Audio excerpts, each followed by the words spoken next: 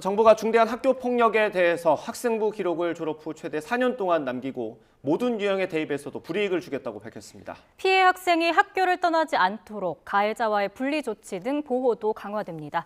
취재기자 나와 있습니다. 더 알아보겠습니다. 김연아 기자 어서 오세요. 어서 오십시오. 안녕하세요. 일단 어제 정부가 발표를 했죠. 그 내용부터 자세히 정리해 주실래요? 네, 일단 어제 발표는 세 가지로 요약이 됩니다. 지속적이고 일방적인 학교 폭력은 처벌을 강화합니다. 가해자가 중대한 학교 폭력으로 출석 정지나 학급 교체, 강제 전학, 퇴학 등의 처분을 받으면 학생부의 졸업 후 4년간 기록을 남기고 2026학년도 대입부터 모든 대학이 정시를 포함한 모든 전형의 학생 폭력 처분 기록을 반영해서 불이익을 주도록 합니다. 다음으로 학교폭력 가해자와 피해자 분리 실효성을 높이고 피해자의 법률적, 심리적 지원을 강화한다는 거고요. 마지막으로 학교에서 교사들이 교육적, 회복적 해결을 적극적으로 하도록 교권을 강화하고 체육과 예체능 등 교육을 확대해서 인성교육을 하겠다. 이렇게 요약할 수 있습니다. 네. 중대한 가해자는 학생부 기록이 4년간 남고 또 수십뿐 아니라 정시에까지 그 영향을 미치겠다 이렇게 발표를 한 건데 정순신 변호사 아들도 8호 처분을 받지 않았습니까? 그래도 정시 입시에서 당락이 미미했던 것 같습니다. 어떻게 판단하십니까? 당시에 이제 정 변호사 아들이 강제 전학 처분을 받았는데 예. 서울대에서 2점 감점을 받았습니다. 예. 그런데 지금은 사실 학생부 전형이 아니면 이 점수조차도 반영을 안 하는 학교가 대부분입니다. 하지만 이제 현재 고2 학생들이 치르는 2025학년도 대입에서는 이 감점이 자율 반영이 되고 현재 고1이 시험을 치는 2026학년도 입시에서는 모든 대학이 이 정시, 논술, 학생부, 실기 모든 전형에서 불이익을 주게 됩니다. 다만 각 대학마다 전형 일정이 다르고 또 사정도 다르기 때문에 하나의 기준을 강제하기는 어렵다는 설명입니다. 그리고 요새 이 재수생을 비롯해서 이른바 N수생이 많잖아요. 네. 그런데 이게 졸업 후 4년간 기록을 보존하는 것이기 때문에 이 계산상으로는 최대 5년까지 그 5수생이 될 때까지 영향을 받는다 이렇게 볼 수 있겠습니다. 네, 일단 이 영향을 받는 그 범위를 넓혔다고 볼 수 있고요. 그럼에도 좀 미비하다고 느껴지는 건 이게 가이드라인이 없는 거 아닙니까? 상한 뭐 몇 점까지는 무조건 줘야 된다 이런 건 없는 거죠. 그렇습니다. 사실 이게 뭐 몇 점까지 감점해라, 몇 퍼센트를 빼라 이렇게 일정한 가이드라인을 주지는 못했습니다. 교육당국이 대기업이나 이런 것들과 협의를 했는데 각자의 사정이 다르기 때문에 이 대학들의 요청대로 불이익의 정도나 방법 정도는 자율에 맡기되 대신에 정 변호사 아들 사례를 들어서 실효성 있는 반영이 되어야 한다 이런 주문을 했고 그에 대해서는 대학들도 공감을 했다는 설명입니다. 실제 어떻게 될지는 올 8월에 이제 2026학년도 대입 기본 사항이 발표되는데 그때 확인할 수 있겠습니다. 예, 앞서 당정 논의에서는 취업까지 영향을 주겠다 이렇게 논의가 됐잖아요. 그 부분은 어떻게 됐습니까? 그 부분도 논의가 됐다고는 합니다. 됐다고는 하는데 논란이 많은 내용이다 보니까 이 대책 발표에는 들어가지 않았습니다. 일단 민간 기업의 채용에 다 관여하는 것도 이 학교 정책을 좀 바꾸는 것과는 다른 차원의 문제이고 또 교육계에서는 소년법을 보면 아이들의 경우에는 형사 범죄를 저질렀다고 하더라도 장래에 취업하고 하는 데까지는 불이익을 주지 않도록 하는데 학교 폭력만 예외를 두는 것이 형평성이 맞느냐 이런 문제 지적도 있었습니다. 그리고 가해자 처벌을 강화하기는 했지만 이번 대책의 이 목표는 기본이 교육적 방법을 통한 관계 회복에 두고 있는 거거든요. 그래서 너무 지나치게 낙인을 찍는 대책은 빠졌다고 봐야겠습니다. 예. 대신 교육당국은 학교폭력 대책 강화로 경각심이 높아지고 사회 분위기가 학교폭력을 용인하지 않도록 변해가면 취업 불이익을 명시하지 않아도 이 학교폭력이 예방되고 바뀌어갈 것이다 이렇게 기대하고 있습니다. 이게 뭐 우리 사회에서 대입이 워낙 중요하다 보니까 이제 고등학교 부분만 좀 집중 부각이 되고 있는데 이게 학생부 기록이 고교 때만 남는 겁니까? 그렇진 않습니다. 초등학교, 중학교, 고등학교 모두 학생부에 4년까지 남게 되는 겁니다. 다만 이제 대입 불이익 부분이 다른 건데요. 네. 고교 폭력은 삭제될 때까지 계속 대입에 반영이 되는 거고 중학교 때 기록은 고입, 그러니까 특목고나 자사고 이런 입시에는 반영이 되는데 네. 대학교 입시에는 반영이 되지 않습니다. 그래서 이제 최근 학교 폭력이 갈수록 저연령화, 흉폭화되고 있는데 이 중학교 학교 폭력에 대한 대책이 특히 부족한 게 아니냐 이런 지적도 나옵니다. 네, 그렇군요. 형평성에 또 문제가 제기되는 게 그럼 자퇴를 하고 검정고시를 보는 학생들에게는 어떻게 해당이 되는 겁니까? 일단 지금 매뉴얼에도 원래 이 학폭위 심의 처분 전에는 자퇴를 할 수 없게 되어 있습니다. 그런데 이제 교육당국이 이번 발표에서 이 처분 전에 자퇴를 금지하는 것을 아예 법에 명시하겠다. 그런 방안을 추진하겠다고 밝혔습니다.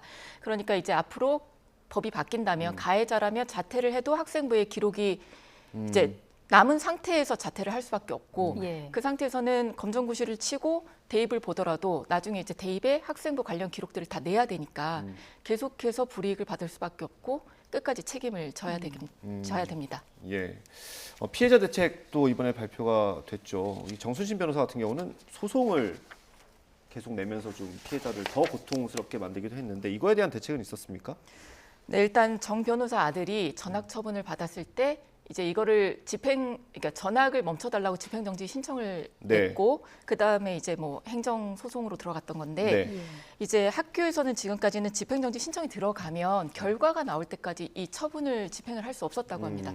그런데 이번 대책에서는 일단 처분이 떨어지면 소송 진행 여부와 관계없이 처분을 실행하겠다고 밝혔습니다.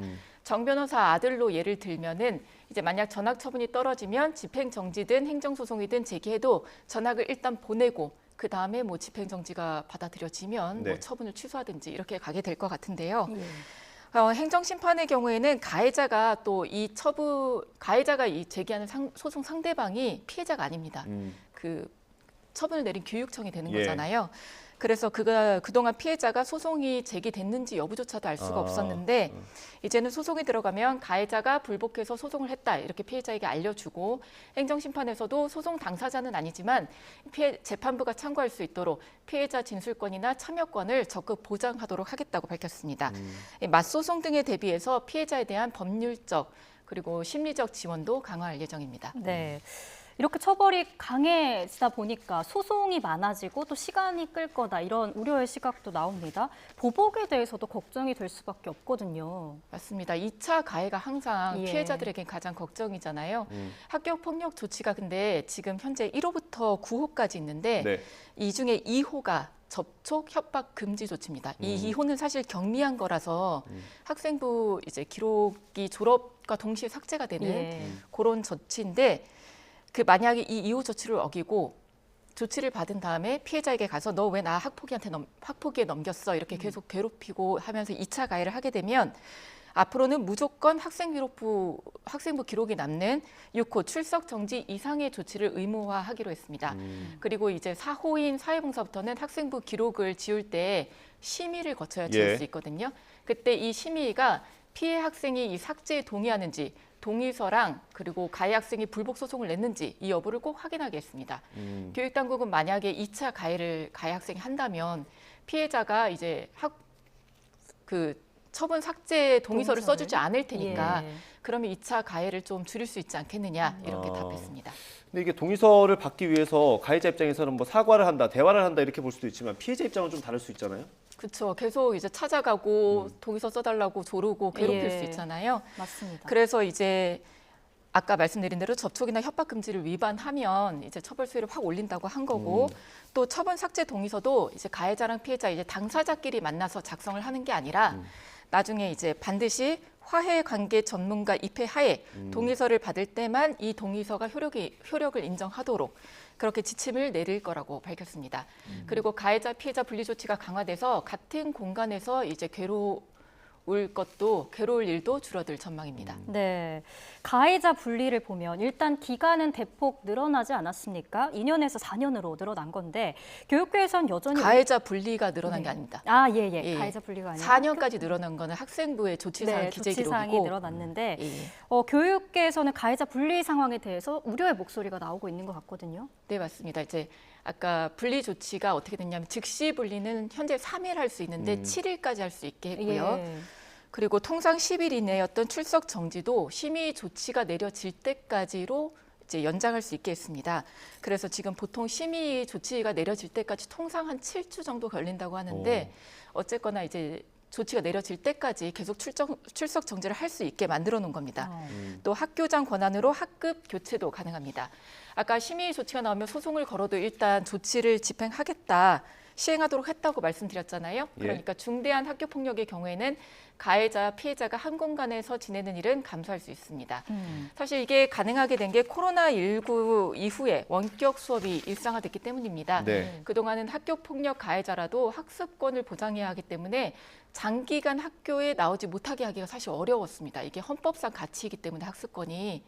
그렇게는 할 수 없었는데 이제는 원격으로 이들에 대한 지도가 가능해서 학습권이 보장이 된다는 거죠. 다만 이제 학급이 1개짜리인 소규모 학교들이 있고 이런 학교들은 학급 교체가 어렵고 별도의 온라인 수업을 진행할 인력도 부족하다는 점에서 이 교육계에서 부담스럽다 이런 우려도 조금 나오고 있습니다. 네. 이 학폭 대책이 나올 때마다 사실 처벌을 좀 강화한다 이런 쪽으로 가는 흐름이지 않습니까? 그래서 좀 우리가 교육적으로 좀 교환을 해야 되지 않냐, 교육으로 해결할 수 있지 않냐 이런 목소리도 나오는 게 사실인 것 같아요. 어떻습니까? 맞습니다. 이번 학폭 대책의 목표도 사실 교육적 관계 회복이라고 말씀드렸고 그래서 이번에 교사 면책권이 나온 겁니다. 어제 교육부 차관도 학교에서 교육적 조정이 없으면 학교 폭력 문제는 사실 근본적으로 해결되기가 쉽지 않다 이렇게 밝혔고요. 근데 교육적 조정을 하려면 선생님들 말씀을 따라야 하는데 소송 걸고 민원 걸고 하면 이제 교육부 말로는 그게 전체 이제 학폭이 심히 걸린 거에 5% 미만이다 이렇게 말은 하는데 자기 교직 생활에서 그런 게 한 건, 두 건, 세 건 걸리면 이게 교사들에게는 굉장히 압박이고 스트레스가 부담도 크고 스트레스도 크고 그래서 교직 생활하기 굉장히 어렵다고들 말을 해요. 그래서 고의나 중대한 과실이 없으면 학교 폭력 중재와 해결 노력 중에 생긴 부분은 책임을 면하도록 하겠다는데 사실은 이게 법 개정 사항입니다. 그래서 시간이 걸릴 예정이고요. 시도교육청에 학교 폭력 예방 지원센터를 이번에 새로 설치해서 교내 학교 폭력 전담 기구와 학교 폭력 책임 교사의 전문성을 보강해주고 학생 간 갈등 해결을 위한 관계 회복 프로그램을 지원하고 퇴직 교원과 경찰, 이 상담 전문가가 피해 학생의 상담과 학습, 법률, 의료 서비스를 제공하는 피해 학생 전담 지원관 제도도 일단 신설하겠다고 밝힌 상황입니다. 네. 네. 뭐 대책을 보니까 법으로 개정할 게 좀 몇 개 있네요. 국회 논의 사항도 좀 보긴 해야 될 것 같습니다. 그렇습니다. 예. 네. 김연아 기자였습니다. 잘 들었습니다. 고맙습니다.